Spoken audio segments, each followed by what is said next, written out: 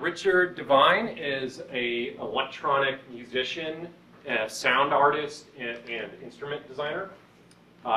Richard has been an active recording artist since the mid-1990s, and he rose to international prominence in the 21st century with a series of releases on record labels including Systematic, Asphodel, and the legendary electronic label Warp Records, which is based in England, the home of Aphex Twin and Square Pusher and Autechre, and many other boundary-pushing electronic musicians. Richard Devine is also a software designer. He has created instruments for the industry-leading software warehouse, Native Instruments. He's a sound designer as well as a software designer.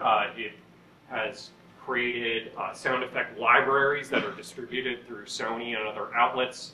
He has scored films, commercials. What else have you scored? It's a lot. A lot. Just a lot of stuff. Richard is also very actively involved in using analog modular synthesizers in addition to his work in computer music, and I think we'll be able to see some of that today. So, a very diverse artist. We're really happy to have him here. Richard's going to present some of his materials for a little while, and then he and I will have a little discussion about it, and then we'll open it up into a general sort of question and answer format. So, Richard Devine.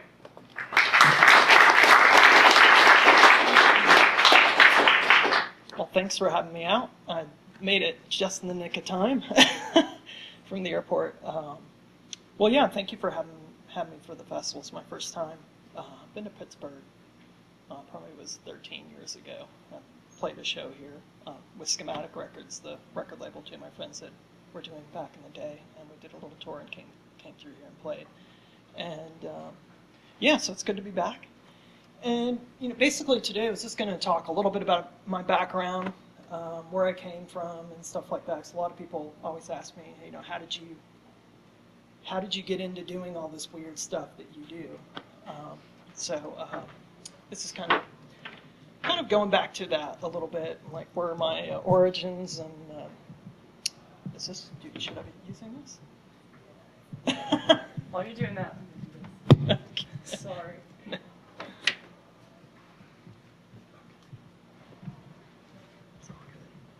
But you guys can hear me pretty good, right? The cameras can't hear you if you don't talk into the... Oh, they're filming in here? Sorry. Oh. Give it up. Okay. I mean, we can't hear you. Oh, okay. That sounded creepy. Sorry. How's that? Is that better? Yeah. So yeah, I have a little PowerPoint here. I know it's boring and stuff, but it's the only way I could organize my crazy thought process. So yeah, basically, just as the introduction was saying, I do a lot of work. I work primarily now as a sound designer by day, working with a lot of different companies. That's everyone from, video game companies, software companies, to car companies. I've been doing a lot of work with automobile manufacturers and applying sound to real-world car engines and physics and all kinds of crazy stuff. First of all, I'm a person just fascinated with sound, anything that deals with sound, field recordings, nature. I look into every field for inspiration. It's not just software environments or hardware environments. I look everywhere for stuff that just really inspires me. And people that follow me know that I'm pretty fanatical about that. Anything that's unique or different, or some sort of unusual environment that can manipulate sound a certain way, or make music a different way. I'm really fascinated by all that. So I'll go into it. My early influences kind of were all over the place. I inherited a record collection early on from a dear friend of mine who's passed away, who was actually my synthesizer tech, because I started collecting a lot of early modular analog equipment. I would say in the early 90s, 91, 92, I'd go to the pawn shops and just collect stuff. And buying a lot of this stuff was, a lot of it was broken, some of it was half working, and so I started to look around for techs, and I found this guy, Tim Adams, who was an ex-Oberheim sequential tech who worked on keyboards in Atlanta. And when I met up with him, he taught me a great deal about just the basic fundamentals of like how a lot of this equipment works, circuitry, doing little minor repairs on my own. And I actually had him build me a couple customized systems that are in my studio that I still use today. But I also got his record collection, which his wife made him give up because they were moving out of their apartment and they had no place for all these records to go. So I got about, I would say, 5 or 6 crates of records that were, you know, everything from the early Kraftwerk, Herbie Hancock, to Morton Subotnick, to the early Dartmouth Computer Princeton records with Barry Vercoe. Were like, basically it was like a giant music library. You know, Stockhausen, John Cage, all these people that I wasn't really aware of at that point in time in my career. I was just aware of like current electronic music, the people that I was keeping up with, and you know, in my very immature mind, I thought that that was like the craziest, most advanced music. I was like, oh man, what I'm doing and all my friends are doing, we're doing the coolest music ever. And then I get this record collection, and then it was like someone taking the carpet and pulling it right out into your feet. You're like, whoa. And, you know, remember listening to Morton Subotnick for the first time and thinking, how in the hell did he do this? You know, he wasn't using a computer. This isn't something where he could specifically arrange a composition with very specific events happening at a certain time. How could he make this piece of music sound so liquid and organic? You know, it made something sound very non-linear. You know, I was working with like computers and drum machines that were very rigid, sticking things in very like, you know, sort of hard, rigid boundaries and timing. I listened to one of his records. It sounded like it was completely. It sounded like he took a bunch of audio and dumped it into on a blank canvas of watercolors and just like shook the canvas around. You know, I was just fascinated by that it was so organic and different. It sounded like organisms growing and decaying and multiplying, and you know, it struck a chord with me. So his first few records, I was talking about, The Wild Bull was a huge one. On None Such Records, Silver Apples, and the first Stockhausen record I got, Contact, also was another really big turning point for me. You know, I was looking at not just taking, you know, just typical sounds that you would get out of a studio, but taking any sound, any found sound in the world, and using that in a composition. That really struck me as being just different, and that really influenced me early on as well after hearing those records. And then, of course, it introduced me to the work of Don Buchla. We see the Buchla modular synthesizer to the right. I remember flipping the back cover of the Wild Bull record and seeing Morton Subotnick working at Cal Arts on the giant Buchla modular systems. And at the time I knew nothing about them. I was just like, wow, what are these crazy looking machines with all these cables? And it was just fascinating to me that he was creating music with this, that he was using these hardware sequencers to generate these really strange patterns and compositions, and everything was very gestural. I was like, wow. What I need to find out as much as I can about this, and I wanted to do a little solo. Yeah, it was just, to me, I mean, at that time, I was like 17 years old when I got this stuff. I was in high school, it's very impressionable. So this really kind of just blew my brain open and kind of opened this vortex, this wormhole into a different world, and really changed the course of where I was going to go. Some other artists at the time I started to get into is Hugh Kane and Todd Dockstader, who some of you might know, some of his early tape works. Todd's work in particular was really, was another artist that really blew me away, just because of the nature of the technology of what he was using at the time. And thinking about the methods of just tape splicing, trying to compose a piece of music this way, might seem very archaic in today's terms, but when I listen back to his recordings, I still don't understand how he did what he did. Even with the technology that I have today, I still am not able to do what he was able to do with what he did with tape. And Dick Reimakers is another artist who I think passed away, who I'm also a big fan of. His early electronic tape works were also just as amazing and mind-blowing to me. They were using technology that I still listen to this Electronic Works Volume 2, and I sit there and I'm like, I have no idea what's happening. I have no clue how this was done. It's completely blown my mind away. So some of these artists really kind of shaped me in a way, and it kind of struck a chord with me. And I knew at this point that I wanted to start researching and making a style of music that was similar to what I liked a lot of elements in these compositions, but I wanted to kind of put a new twist on things, like apply that more into a more of a future sense with like rhythmic beats and things. So I kind of just started delving in and kind of going on my own path. And from there, like I was talking about, I started to get into analog synthesizers. When I was talking about my friend Tim, I started just like, hey, you know what? I'm gonna research this stuff. I want to start making this stuff on my own. In the first place was just like I said at the pawn shops. I would just buy whatever was there. And luckily, one of the first synths I got was the ARP 2600. I got, I think, a Memorial Drive. It's a strip of pawn shops in Atlanta that's like really famous. I remember going in. I can't remember which one it was, and I scored a very beat up 2600, and I knew the synth was going to be awesome because I had the Analog Synthesizers Handbook that had Ben Burt, who's one of my favorite sound designers of all time, mentioned how he had made all the sounds of R2-D2 in Star Wars with the ARP 2600. I was like, of course this thing's going to be awesome. I mean, dude, it's R2-D2, right, doing it in a synth.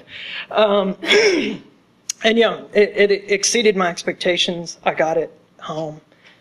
I remember I used to plug it in my parents' garage. They had really high ceilings, and I would play it really loud and, trip out in there for hours. And it was it totally opened my brain. That was like another whole vortex. I just realized, I was like, wow, modular analog stuff it's really the way to go. You have an open environment to do whatever you want. You can compose rhythmic stuff from the fly. You could just start shaping sounds. I think it also taught me a lot, and that working this way kind of taught me the basic fundamentals of sound shaping. Shifting timbres, modulation, filtering, envelopes, how to use amplitude modulation, these sort of basic things that you would get like the basic things that were on my ARP. They were all things that I didn't know of until, what's a sample and hold generator? What's an envelope generator? What's a ring mod? What's frequency shifting? These simple things that I kind of was just kind of learning all at once and just kind of practicing through trial and error, like, oh, that's what that does. That's cool. And what if I plug this into here? And so it's a very playful sort of approach to exploring and discovering, how to shape sound and create sounds and sequences. So it was, for me, I felt like it was a really good, like I said, basic foundation before I started getting into more complex things later on. But over here, this is a picture of some of the more recent modular stuff, the Eurorack stuff, and then the picture over here to the right is actually a custom system that my friend Tim had built for me, which is kind of based off a Moog 35 modular system. It's got 3 oscillators. You've got 2 filters and a multiple spank here, and you can't see it to the right, but there's a 16-step sequence here at the top. And it's all banana jack cables. And he built me a couple synthesizers. You can tell this is an old picture. You can see the old Sony monitor. He had built me quite a few things. I've got a couple of tabletop synthesizers that he had built for me. I've got an analog frequency shifter that he built that was based off the Bode frequency shifter design. And I use that a lot too. To do the Star Wars voices and stuff. It's pretty fun. But yeah, like I said, he was really huge early on, teaching me the foundation of what all these things do, and then trying to make music with them. And so this is what I started out using. I started using analog equipment. I didn't use computers first. I was basically, I bought lots of analog drum machines and little mono synths, and it just kind of went the full scope. It's just bought tons of stuff and started collecting things and learned things, and then I would move to the next piece of equipment, spend a couple months in there, learn it, record a bunch with it. And I remember I used to record to DAT tapes. I know you guys are probably like, what the heck is a DAT tape? But I would have these 2-hour DAT tapes. I would be like, all right, I got an EML 101. I'm going to record just tons of shit with that. And then I would like record onto the DAT, and then I would pop another 2-hour DAT and just record over and over and over. So I'd have like piles of DATs of all these different synthesizers that I would record all these different ways just to kind of learn and discover things. And as I got further along, this is actually a picture of my ARP on the kitchen table there, of all places, that I got. I think I'm running Max MSP on my laptop there, but here's some of the other synthesizers. I'd gotten an ARP 2500 left-wing cabinet as well. My friend Don had a Surge modular that I borrowed a few times that was really fun, a 6-panel Surge. And during this time, I was researching the Analog Synthesizers Handbook a lot, which was a book that came out by Keyboard Magazine. It was kind of like the Bible. And there was a lot of key pieces in there that after I read about it, I was like, oh, you know what? I need to get this one next or this one next. And then from that book, I got an EMS Synthy, AKS, that you see here from England. And I've got the EML 101. My EML 101 had glow-in-the-dark putty inside each one of the knobs. So when you turned off the light, the thing would kind of glow in the dark. It's 2 really fun synthesizers. The EMS taught me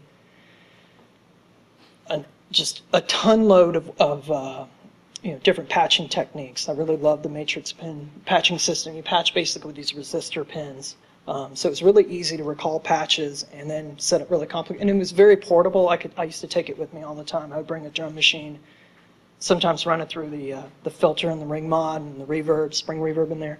And it was a really fun little box just to work with headphones at a table, anywhere, and just explore sounds in different ways. I learned quite a bit from that. And then here's another close-up of an older picture of the synthesizer that Tim had built for me, all banana jack cables. And then here's a more recent pick of some of the Eurorack stuff I've been getting into, and sort of like, I would say the last 7 to 8 years. I started collecting and buying and learning about this new format. Originally in the beginning, it was just Dofer stuff when I first got into it. Dieter Dofer there wasn't any. I think Analog Solutions had a few modules out. It was just 2 manufacturers in the beginning.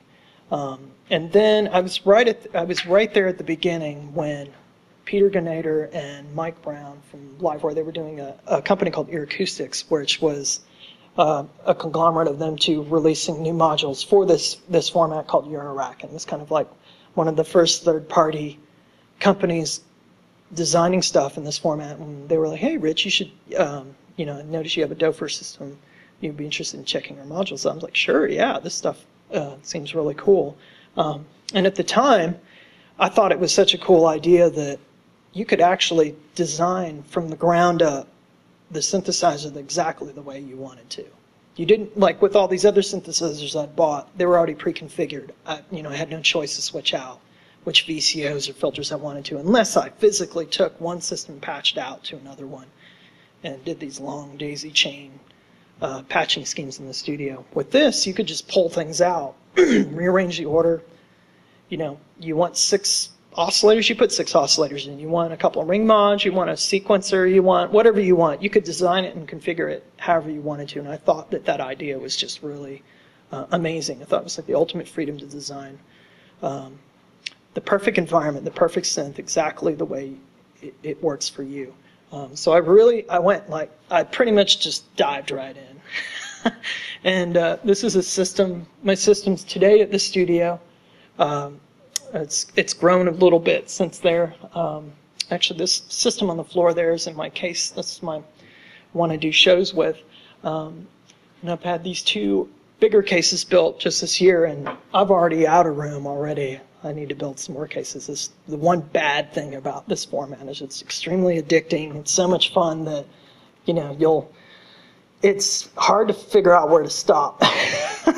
And I'm sure I'm for sure some of you that are into Euroracks, they'll probably know what I'm talking about. But it's probably the most weirdly addicting hobby. I don't know what I would call it, if it's even a hobby or like gear drug addiction or something. It's probably worse than a drug addiction, but it's super fun, yeah. And so, like I said, I've been, making music with a lot of this stuff. I do a lot of sound design projects with a lot of this equipment. Use it, day to day in the studio to make sound effects and do all kinds of crazy stuff. And so it's become a very cool, tool to have at my arsenal. And I was just going to play you guys a couple examples. I don't know, maybe you guys have seen some of the stuff. I have some things up on my Vimeo page, is some works that I've done. I'm going to play one piece. This was a piece just on my SoundCloud page for those of you who are not familiar with my work. This is a piece that was inspired by Morton Subotnick's works and Hugh Kane and some of these early composers that I showed you. So I was taking a lot of their like compositions like Drip City and taking elements and trying to reconceptualize them using this new instrument. That you see here, my friend Tony from Make Noise. Well, you can't see that because it's still on the PowerPoint screen. Let me see if I can do this for you guys. You can see this picture here. Oh, it just doesn't want to stay there. You can see the system over here. So the composition you're about to hear is basically based off this system called the shared system. And the idea was my friend Tony Rolando at Make Noise, who makes Eurorack modules. He's from Asheville. Basically the project was, we picked 5 artists. They all get sent the same system and have to compose 2 music compositions entirely on this system. And I think we were only allowed to use like 1 reverb or 1 delay pedal or something like that. We couldn't use anything else as far as the guidelines went. And so for this piece, it was, like I said, inspired by Hugh Kane and Morton Subotnick, and it's called Creature. So I'll play it real quick.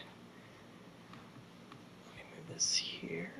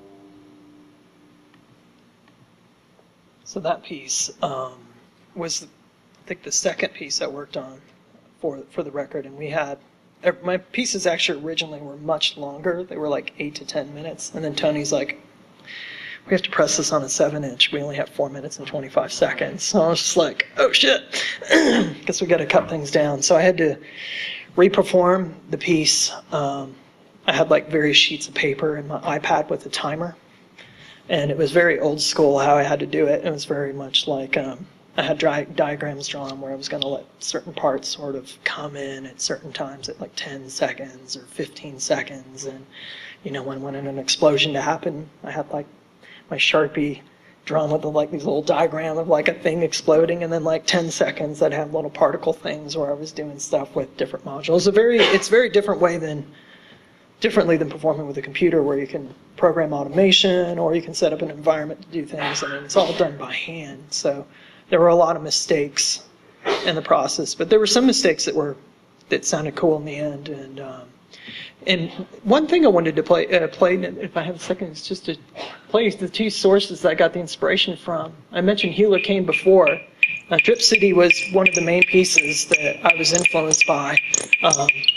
I've loved this piece ever since I got in this record. And, you can hear it's got very similar textures to the Creature piece, the Make Noise piece that I worked on. It's a lot of interesting timing and spacing. And the other piece was Morton Subotnick's Touch, which is another amazing record. But it's basically paying homage to these two composers who had really just, like I said, really blew me away. And if you listen to these pieces, you can really hear where I was getting a lot of my ideas, a lot of my gesturing, and sort of like, as like Morton would call them, sonic characters. He would use more of like a sonic palette of different gestures that he would kind of use in sort of like an expressive language in a way to bring in certain things, events that would happen. But using this type of technology, this modular, in his case with Buchla, in my case with the Make Noise shared system. So it's basically, you know, I'm not really doing anything new at all. I'm basically doing things that are very old, just with newer equipment. But it's just, I think that this music is just so fascinating to me. I think it's you know, I feel like I'm just a student still learning, trying to mimic these things that I think these great people have done. And, you know, I don't know if I've even come close to doing half as great a job as they've done. But I think I have an excerpt here from the sessions. This was one of the recordings, an outtake of the patch. This is the actual system that I used.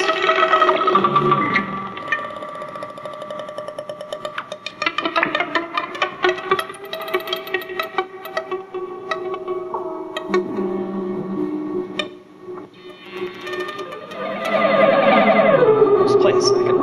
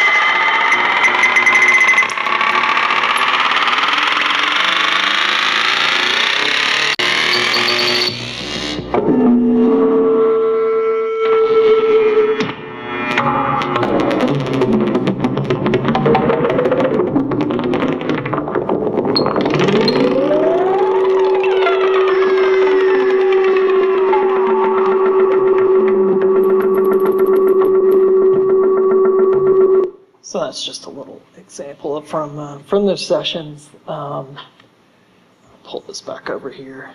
And I was going to just play you guys a couple more recent things I'm doing with some of the Eurorack stuff. I'll go into, let's see here. So anyone that knows, well, this is probably not going to look so good here. Let's see if I can resize this a little smaller. Or I could do this too. Let me try this, see if I can get it.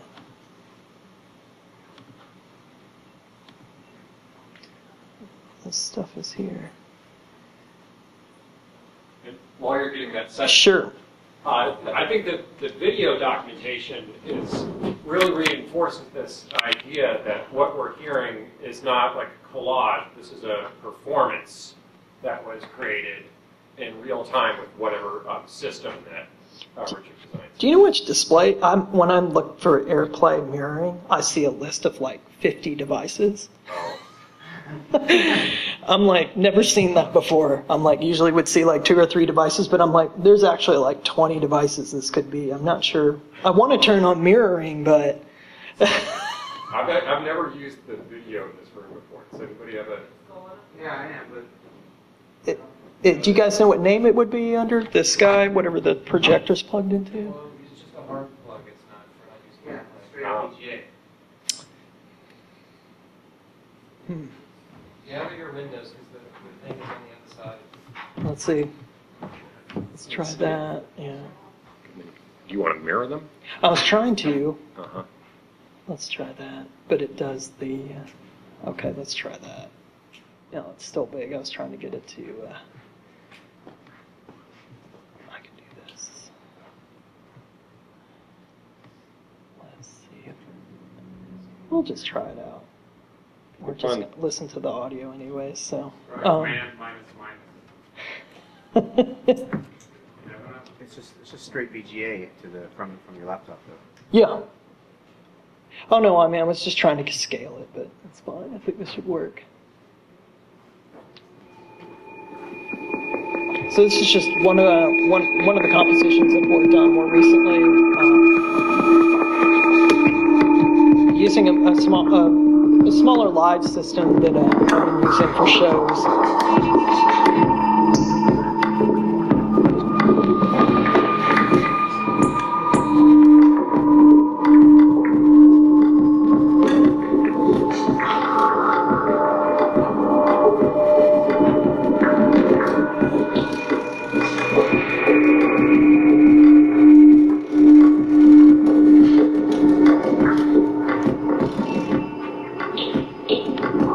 Oops, sorry.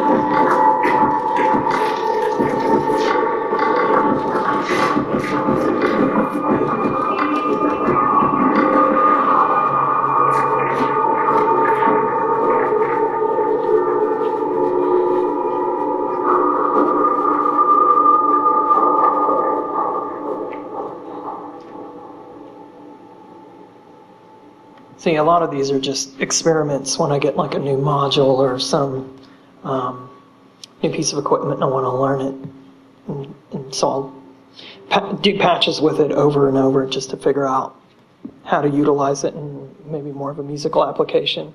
So that's where a lot of like my recent videos and stuff, I've only been, I'd say in like the last few years, started documenting a lot of this stuff from the studio, and because I think it's just really interesting to have a catalog of patches, and that's what I've been doing on my Vimeo page. Is I'll like make a video and stuff, so I can just go back to it, and then I put my patch notes in. So it's an easy way for me to refer back to something that I worked on or had an idea, and then I can kind of look at it like a little digital diary of patches, and to kind of get a idea for taking that, maybe making a further version of that for a song that I'll record or for a project or down the road. So I've been doing a lot of that recently, which is why I've been cataloging a lot of this stuff on my Vimeo page. And yeah, it's been a lot of fun. And tonight, what I'm doing is basically a patch that I've been performing out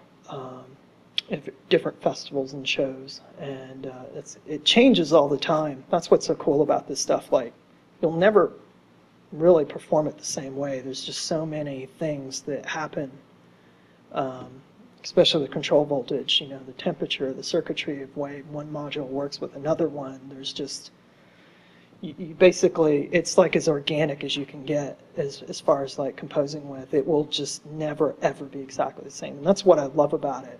And that's why I got so burned out so much working in the computers, because in the computer you could go back and accurately reproduce it exactly the same way as when you save that session. Unless you design an environment where things, fall out of place. Like I've made tons of Max patches and worked in Reaktor and stuff where I've made these environments where I have lots of things happening but it still doesn't feel the same way as working with this stuff. And I think that's what the big draw is for me, is it's just really inspiring. And it's been like, you can generate lots of things that you didn't expect. And sometimes you have a goal that you're trying to achieve, and you're like, oh, I'm gonna come up with this sound, but then you come up with something 10 times as cool by accident, or you just steer off into some other wormhole where you're like, whoa, I wasn't even planning to go to this place, but this place is really cool too.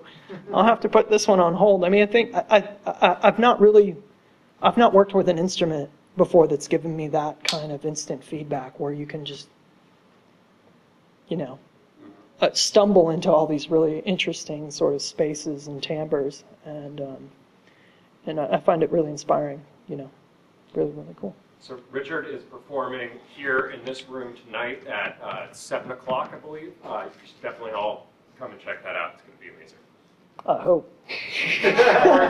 Or it could be a total or it could be terrible. Yeah, that's the whole thing with modular stuff. You really don't know. Like when you're performing with this stuff, like it could be good or bad. It could be brilliant. It could be the worst thing you've ever heard. Like I don't even know what it's going to be. It's totally just I'll have to just try to control it in the best way I can. So, is this guy on? Do I need to be patched on the PA? Can everybody hear me? Do you want this one? That's all right. So you've worked with a lot of different technologies, from computer music to analog synthesis, and one of the things I think is a great success of yours is that your voice is still there in your music, sort of regardless of what sort of system you're using to create it.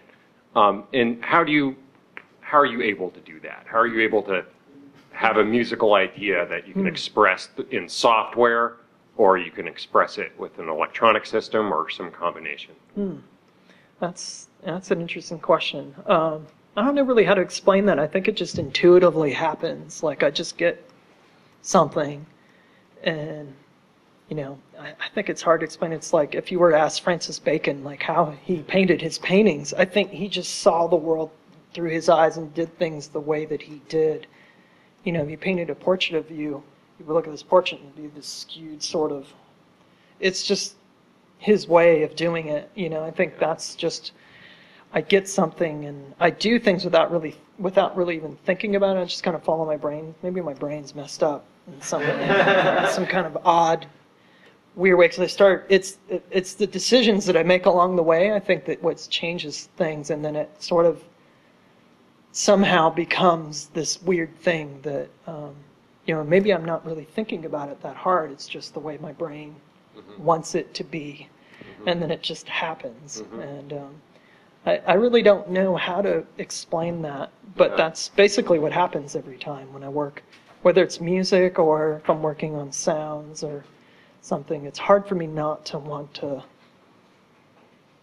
You have an emotional relationship something, with sound. yeah, there's something there, some cerebral weird thing that's going on up there.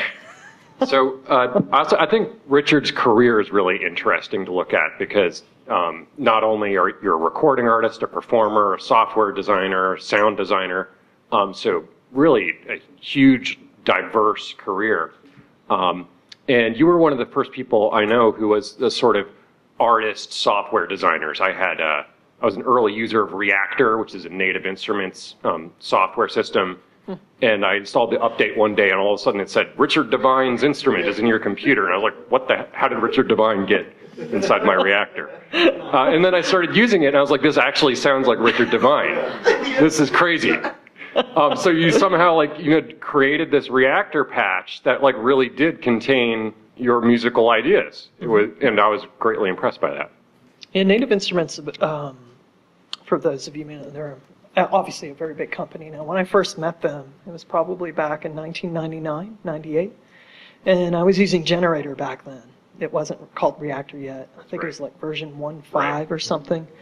And yeah, they were an awesome company. They reached out to me around that time, and I didn't know who they were. I just knew they made this program, and they were like, hey, we really dig your sounds. We'd love to do some work with you. And I was shocked. I was like, oh, cool, a software company wants to do something with me. That's crazy. I'm like doing the most weirdest stuff. And but they wanted weird. They were like, we want weird stuff, and which was cool. And so I formed a relationship with them, and I've worked with them since that time. And then it eventually evolved into the first version of Reaktor. And then it kept growing from there. And then I worked not just in Reaktor, but I worked with them on Contact, Battery, Absynth, FM7, now FM8. Lots of their instruments, designing lots of the, not only sample content, but also patch content, and spectral delay, spectral vocator, some of the more esoteric processing effects tools that they had. And they're a great company, really. They're still an awesome company. I still work with them even today. I just finished up doing some demo tracks for their new instrument, one of the new instruments that's shipping in Complete 10, called Polyplex, which is a drum percussion switching instrument that allows you to switch drum kits and randomize kick drums, snares, and hi-hats on the fly by dicing stuff. It's an amazing instrument. It's a collaboration between another company that I do work with called Twisted Tools, that are based out of San Francisco. My friend Josh in Igor, and another guy named Antonio from Spain who does a lot of the lemur interface apps that control a lot of the Reaktor patches they design. But they've been doing a lot of cool stuff. I've been working with them quite a bit on sample patch content and also instrument design concepts and stuff. And this new instrument, it was their first collaboration with NI, and I did a bunch of their demo tracks that showcase how crazy this instrument can really be. It's really fun. Starting to get into it's almost like Reaktor's almost like working with the modular, because you can start with a blank screen and then just start dragging in objects and right clicking and just building stuff. That's what I love about it. I love environments like that. I love Max. I use Vigil, anything that's similar to just kind of building things as you go along, or just making something from nothing, because sometimes I'm often looking for things that I don't have. I'm always like, I don't have. Well, let me just make something real quick, something ridiculous that probably is useful to just me and completely useless to everyone else. But yeah, so it's a lot of just playing around and stuff, I guess. I guess let me give you a kind of vague proposal about the history of synthesizers and electronic music. But there was this moment in the 1960s when Robert Moog and Don Buchla were about to mass produce the first commercially available synthesizers. And there was, I feel like, a sort of divergence that took place at this moment because Moog put a piano keyboard into his synthesizer, and Buchla at that time was working very closely with Morton Subotnick, and Morton said, you cannot put a piano inside this thing. You brought up Morton because I remember I was on a panel with Morton. Yeah. And I'll never forget that when he said, put a fucking keyboard on this thing? Yeah. That's literally what he said. He was like, I'll beat the hell out of you if you put a piano in here. I was just like, I wanted to hug him right there. I was just like, I love you. Yeah. And he was like, but to him it was a very serious issue. If you put a piano inside that instrument, it's going to influence music for hundreds and hundreds of years. And I think he was right. Because right. The piano in the Moog thing, this led to Switched On Bach, which is a wonderful record. I love that record. And then it led kind of directly to what I would call commercial electronic music. Like if you listen to music, the kind of EDM, arena electronic music, this is like a direct descendant of Western pop music. Totally. And it's totally because it's just so easy to make music with this tuning system, and then to start thinking about composing in a very linear, traditional way, which is, a great tradition. Sure. But just the thinking behind how that music is structured, how it's tuned, the harmonies, the melodies, all came from that moment when that piano went in there. It's funny, the panel discussion I was on with Morton was talking about alternate controllers. Mm-hmm. And he went into great detail that moment when he was working with Don. He's like, you can't put a fucking keyboard on this thing, And he made a reference to the typewriter at the time. He was talking about how people have been using the typewriter and the keyboard, the computer keyboard for so many years, and that we need to break out of this. We can't keep using the same format. Otherwise, we're going to just keep repeating ourselves and making the same kind of music over and over again. He's like, we need to change this. We need to do something different. And he went into great detail. I had all these discussions with Don, and I'll never forget, he had asked, Don Buchla asked Morton, he's like, so Morton, we're working on one of these oscillators, and I need to know how long these need to stay in tune. So he called in one of his students to come play a Stradivarius violin in his office. And she said, all right, play until it goes out of tune.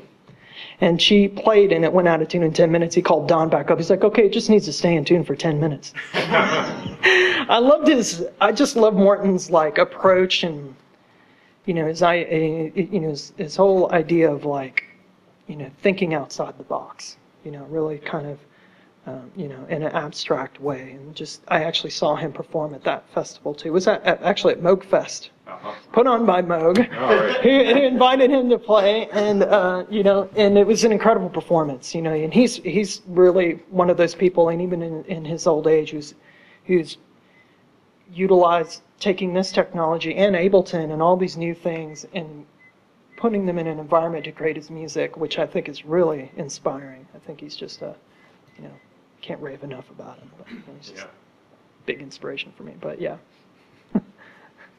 So I feel like, so your work in many ways comes from there's this kind of branching, and the work that I see with analog modular synthesizers to me is sort of a descendant of that way of sound making and sculpting.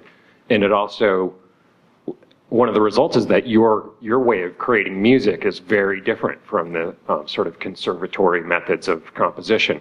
Although when you're describing your Creatures piece, you actually did have a score. You wrote down on paper the sequence of events, and then you had to perform that score in real time, and you could perform it well or perform it poorly. A bit of both. Yeah. But then other pieces that you make, like some of these videos that we see on Vimeo, we'll see your hand maybe at the very beginning of the video, and then it's a system that automatically generates a system of sounds, and this is how you compose. Rather than arranging linearly this note following that one, you're creating a very abstract system that can change and mutate. Exactly, yeah. But you're still acting as a composer. You're still...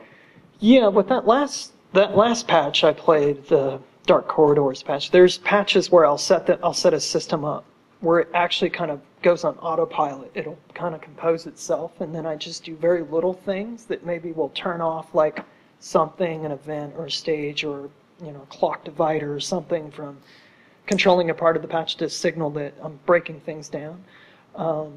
So there's patches that I'll do where I don't have to touch anything. They'll just compose themselves. The regenerative patches, they just regenerate and come up with things on their own. And then there's patches where they won't. Like tonight, the patch I'll be performing, it won't do anything unless I'm controlling it the whole time. Mm-hmm. Otherwise, if I lift my hands off it, it'll just stop. And so that's what's so great about this. You can design a system that can do its own thing if you want, or you can be doing everything. You can be steering it the entire time if you want. Mm-hmm. And I like that because you can do everything in between. You can have little subtle things that are doing things that you can kind of turn on and off or toggle on to have certain events happen. But you're right. Like, it's very different than in a computer where you're working on a timeline and you have you can specify exact events to happen, mm-hmm. and automation and sounds and what are trajectories if you're working in multiple speakers, and it's a very different way of working, mm-hmm. than modular, where you kind of have to let go of a bit. You have to let go of things. You have to let go of the idea that I'm not going to be able to make this perfect. I can't go back to this again. It will be different 20 minutes from now. It will be totally different an hour from now. It will never be the same from this point that you hear. It will always be changing, Mm-hmm. So that's what I love about it. You just have to let go of, me being a computer.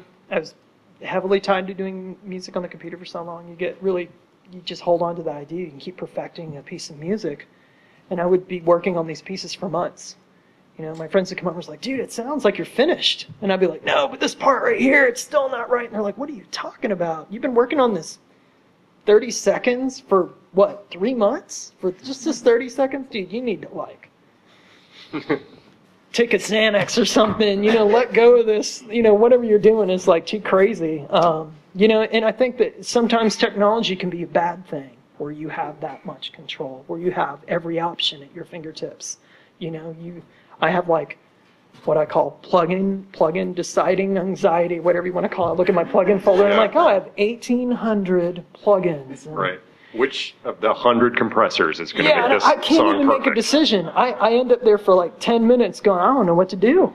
I can't even think about what I want to do. I have just too many options. I think having too many options and having everything perfect every time is not a good thing. I think limitations are great. I think you have to just let go.